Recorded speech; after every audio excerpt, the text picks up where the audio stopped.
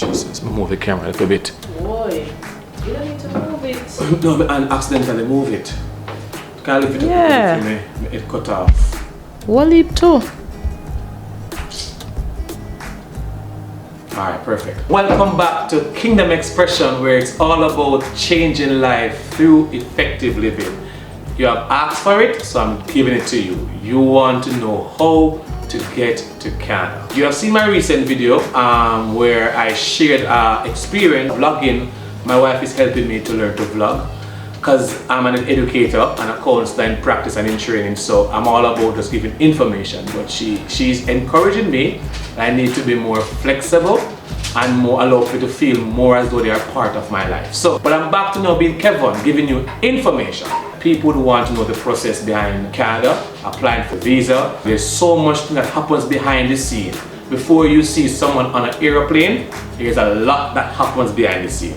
And so most time we get carried away because the life looks nice. But by now you should know I'm very much transparent, and so I will be sharing the process, how to get a Canadian visa.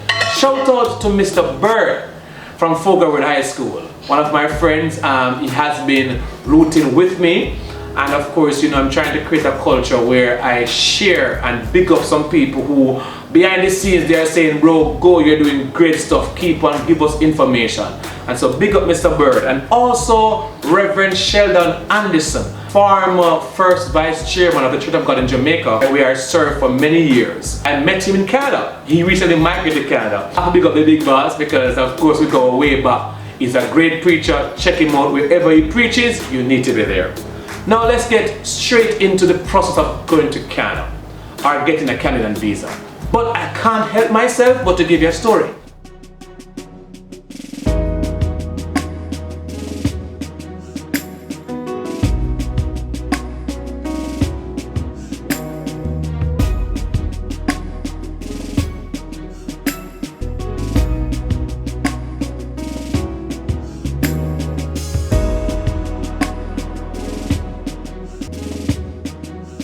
Here at Savannah Hilton Airport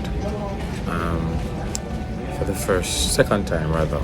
I came here when I was coming here for the first in Savannah in July 10th. So I'm here now trying to get to Charlotte and then to Canada for the first time. Just reflecting on how awesome of a journey this has been for us, and me in particular. I recall when I was in Jamaica last year, so frustrated, and I remember saying to my wife, I think I said to my brother too when I was talking with him, how frustrated I was becoming in the system and everything, and I was saying to him that I'm tired of pouring into people. I want people to pour into me. And a few months later, here am I experiencing an overflow. To be honest, this is an overflow of experience. Maybe when I compile this entire vlog and video, I may be able to share some of such with you. What has been an overflow. I've met a lovely church family. I have met another mother, you know, my mother is left back home, and Lord has connected with someone just like my mother here. And that's, yeah, Sister Murdoch, Deaconess Murdoch. She has been like a tower of strength to me since I've been here. You know, such a kind woman. Like yesterday, I was so surprised she had come and give her a visit. When I went there, she actually gave me pocket money to come to Canada. I'm like so shocked. She said, you're going away for a week from us from church, so you might need some spending money. And I'm like, whoa, when your heart is pure and when you're really living for God and your intentions are pure, He really honors your heart. You know, I'm now witnessing being poured into. I'm now going to Canada, being hosted by Reverend Dr. Green for the weekend, being catered for. It's really an awesome experience. I could have stayed longer, but because of the family and Semaj has run the daddy daycare. So it's just to remind other persons who are out there that you need to, you know, really live for the kingdom of God, so you're able to experience what lies ahead, what God promises you, to reap the inheritance of this earth, and not just to work for things, as you know I've been saying for some time now, and I hope to do a video on that. So I'm carrying on the journey, just felt like sharing that with you, so you do understand what the journey has been. And nothing came overnight. I not just worked in terms of put in hard work in getting the visas and so forth, online application. But I would have also been trying my endeavor best to please God in the kingdom of God. And I've had so much fight by people. And we never piggyback on person's name, so we won't share anything like that. But just let you know that I've had my fair fights, and surviving, and God has been faithful. So, didn't know, so I'm just here waiting to board from Savannah to Charlotte, and then from Charlotte to Toronto. How to get a Canadian visa? Where do I go to apply? Well, first and foremost, you have to be careful where you go to apply for a Canadian visa. There is a website that is available, which is Canada, CANADA.ca. Now, there are other scammers out there. There are quite a few of them who are pretending that they can help you. My wife and I almost got scammed. In another video, we'll share the experience, but for now, just let you know, be careful, Canada, and it details everything you need as it relates to applying. All information there is needed, and also all information you'd want, and all the questions you could possibly think of, it is provided on that website. As it relates to an individual application, as it relates to a family application, as it relates to the amount of money it will cost for each person, the documents required, all those information are there, so you just need to just visit that website. You don't need a third party if you don't see it necessary. All right, create an account. You will need to create an account on that website. I had to create one, and I believe it lasts for a year, where everything will be there for you to log in, put in all the information, documents required. So prepare for that, and of course remember your password. There is no interview done for the Canadian embassy. Unlike the US, which you'll go to the embassy in Jamaica or in any other Caribbean country, whatever you provide with the document, it will speak for you. So ensure your documentation is legit, up to date, and reflects exactly who you are, because they will meet you when they meet your documents in black and white. The waiting period varies as it relates to how they respond to you after you would have uploaded documents, but they are pretty quick.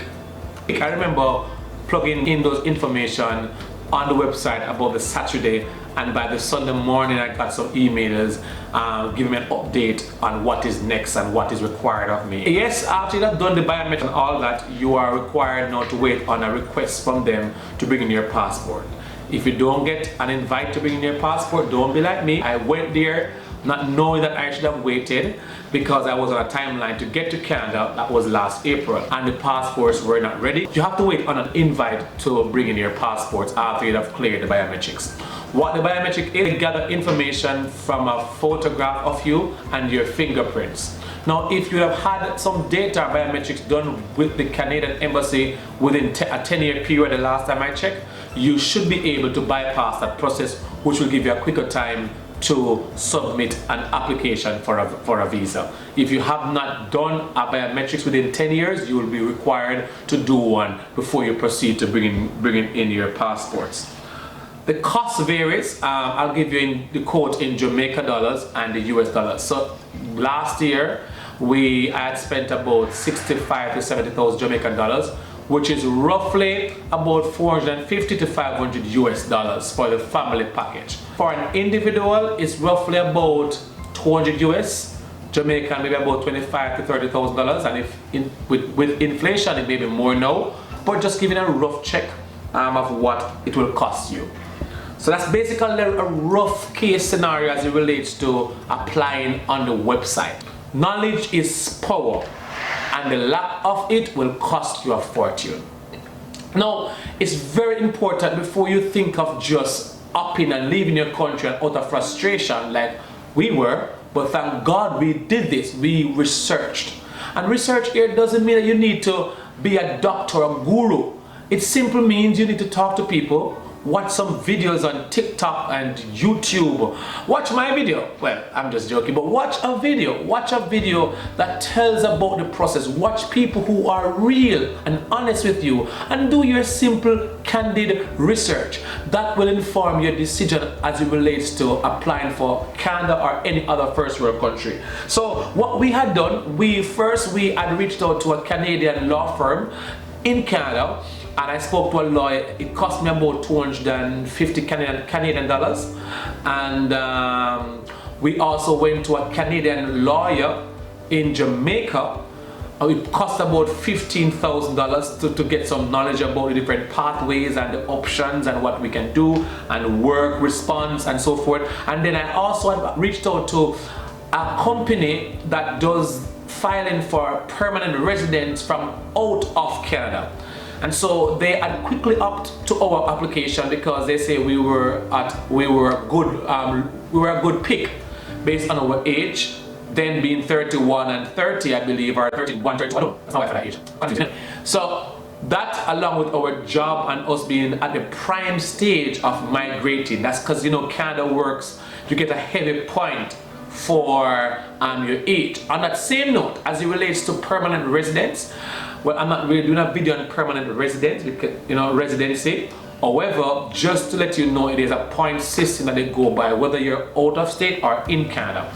But the website capture all of that information. Yes, wife? Even though you're not seeing me, be careful of those calls that you're going to get that are going to call you and encourage you to sign up for these online Canadian websites.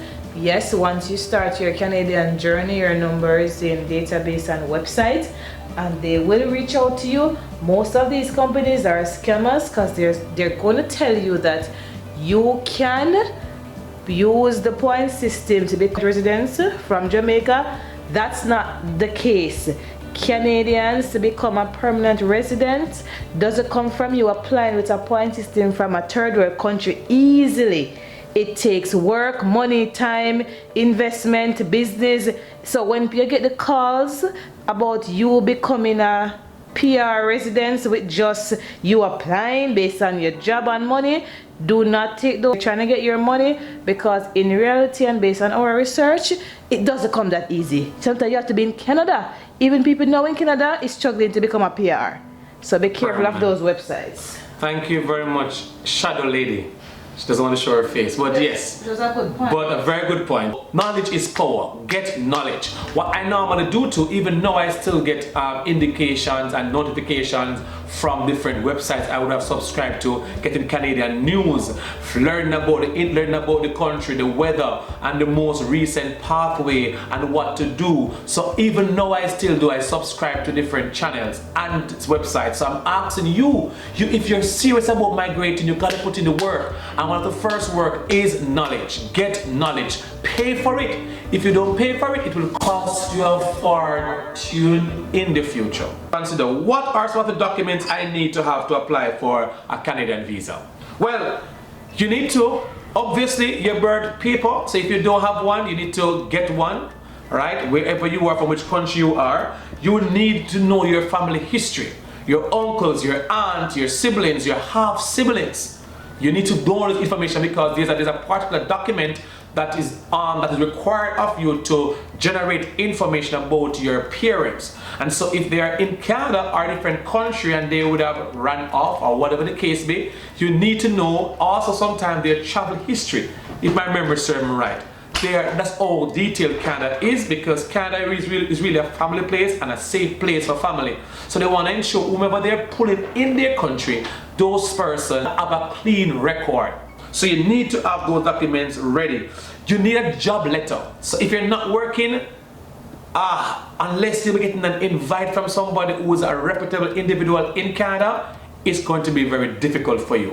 What my wife and I did, because we are government workers, at least she used to then work with the government in Jamaica. I'm still employed. So what we did, we got in advance job letters from our workplace, even though we got an invite from a citizen in America who has been doing well. And on that same note, big up Dr. Reverend Green and your wife, Amoy Green, and your children. Thank you for hosting me on my first trip, and we're looking forward to see you very soon. You have to get reputable people who carries weight. So someone who's not only a citizen, but who is working in a very good job, because they will bypass your application or they will deny you. I don't want to forget this, money. You can't apply for a vacational visa and you don't have any money to show, even if someone will be hosting you.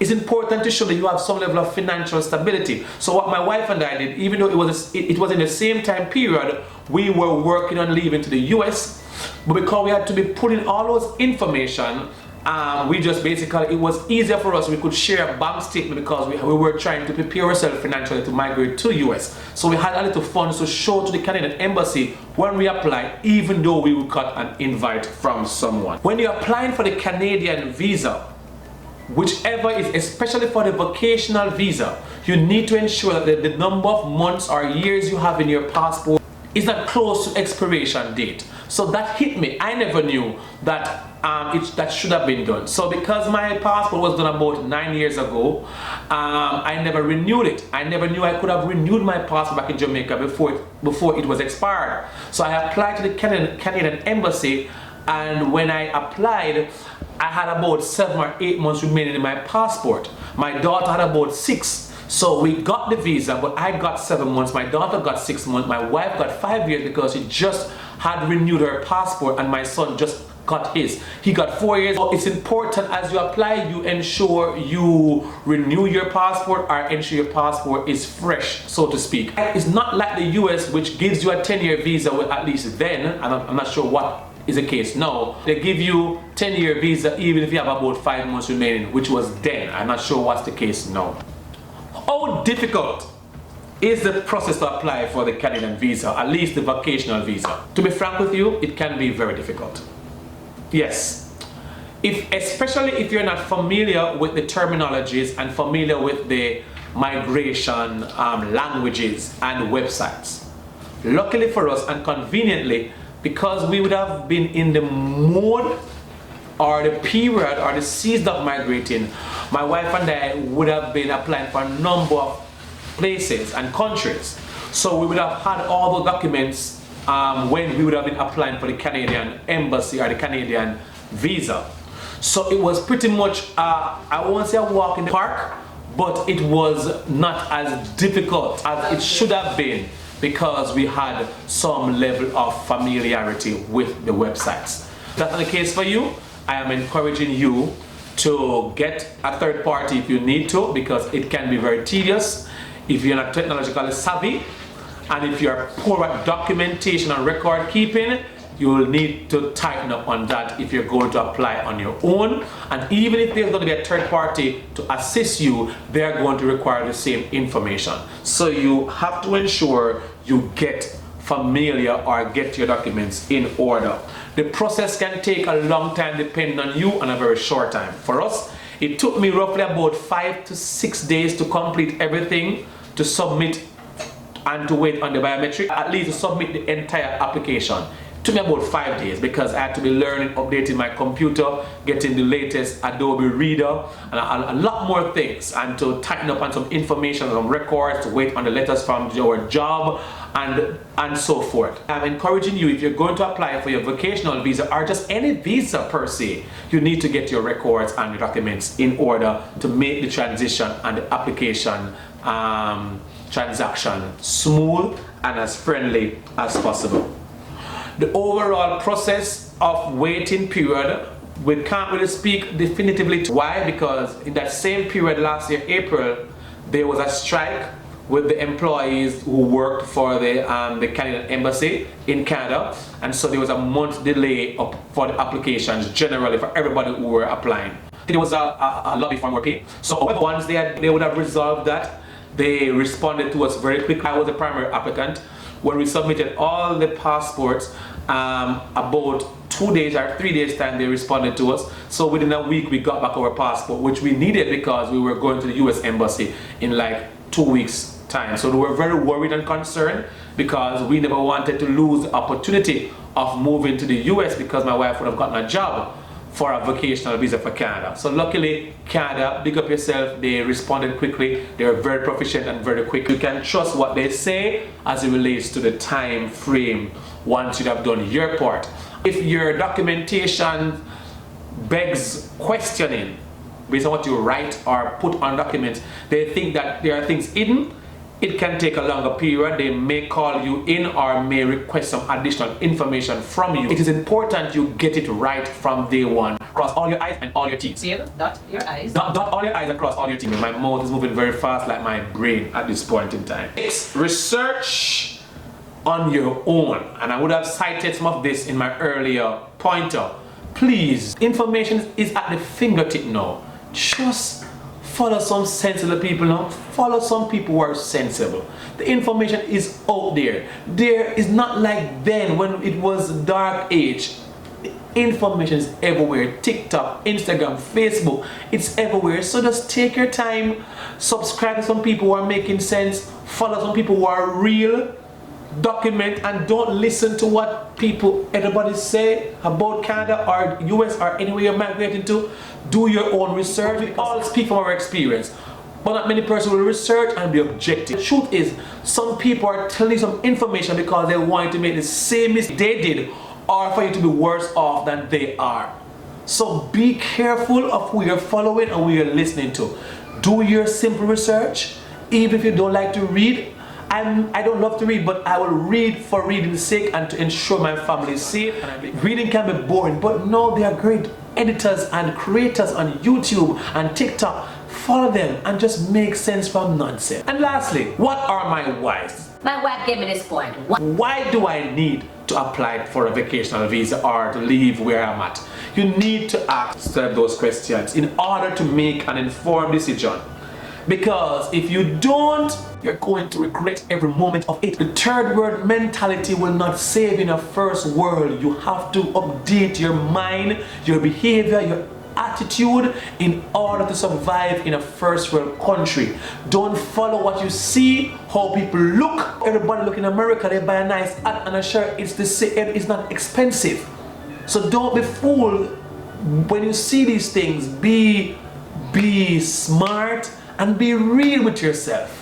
If it's hard in Jamaica, if it's hard in Barbados, if it's hard in Trinidad, wherever you are, it is also difficult in a first world country. So please ask yourself why. For example, your decision should be based on facts, your vision for your family, and a goal for your family. Let's take, for example, am I willing to start over? That's one thing that guided my family and I. We weren't willing to start over our lives because we would have labored extensively back home. We did all that we could possibly do. So we could make certain moves because we would have worked and prepared as best as we know how to.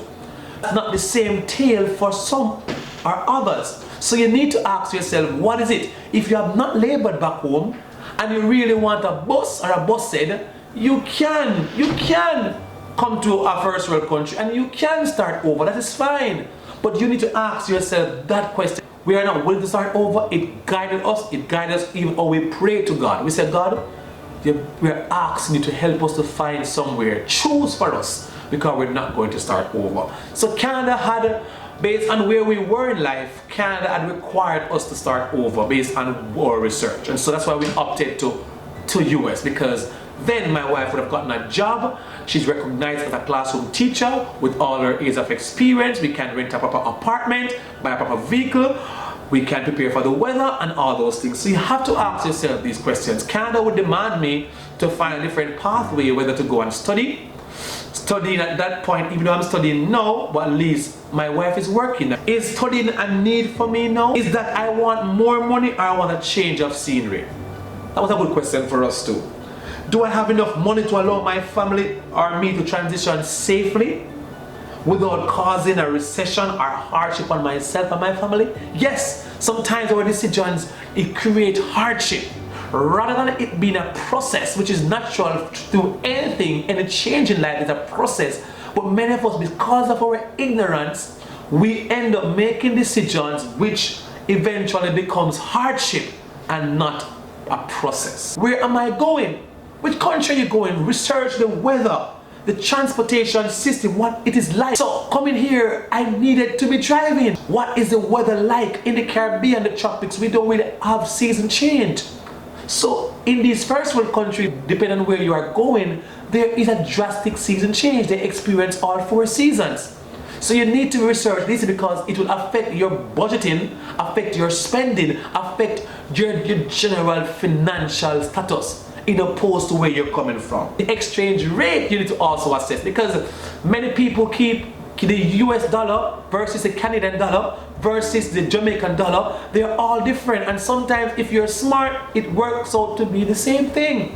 So research. Don't say, oh, Canadian dollar is more money, so I'm going to Canada. Sometimes better off you stay where you are and just visit, because it works out to be the same thing. Your job, maybe where you are in your country, your job if it pays more than going to Canada. So you have to know why, or to US or to wherever. So you have to know why you're making these decisions and make an informed one based on questioning. And lastly, medical and healthcare.